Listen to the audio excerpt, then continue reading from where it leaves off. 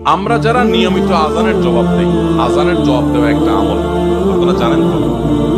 মুয়াজ্জিন যা বলে তার সাথে সাথে তা বলা, তার পরপর সেটা বলা। মুয়াজ্জিন যখন আল্লাহু আকবার বলে, তখন আপনিও আস্তে আস্তে করে আল্লাহু আকবার মুয়াজ্জিন আবার যখন আল্লাহু আকবার বলবে, আপনিও আল্লাহু আকবার বলবেন। মুয়াজ্জিন যখন আশহাদু আল্লা ইলাহা ইল্লাল্লাহ বলবে, আপনিও আশহাদু আল্লা ইলাহা ইল্লাল্লাহ বলবেন। মুয়াজ্জিন যখন আশহাদু আন্না মুহাম্মাদুর রাসূলুল্লাহ বলবে, আপনি কি বলবেন? আশহাদু আন্না মুহাম্মাদুর রাসূলুল্লাহই বলবেন। অনেকে সাল্লাল্লাহু আলাইহি ওয়াসাল্লাম পড়ে, সাল্লাল্লাহু আলাইহি ওয়াসাল্লাম পড়বেন হলো আযানের শেষে, কিন্তু আযান চলাকালীন আশহাদু আন্না মুহাম্মাদুর রাসূলুল্লাহই বলবেন।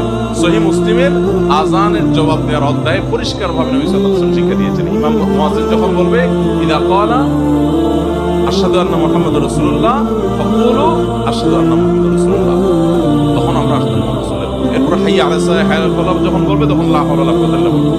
এরপর আল্লাহু আকবার বললে তাই বলবো, লা ইলাহা ইল্লাল্লাহ তাই বলবো। তারপরে আযানের জবাব দরুদ পড়বো, দোয়া। এই যে আযানের জবাব, এটাতে লাভ হয় কি জানেন? মুয়াজ্জিন আযান দিয়ে যে সওয়াব পায়, আযানের যারা মুখে জবাব দেয়, মুয়াজ্জিনের সাথে সাথে বলে, তাদেরকে আল্লাহ তাআলা সমপরিমাণ সওয়াব দান করেন।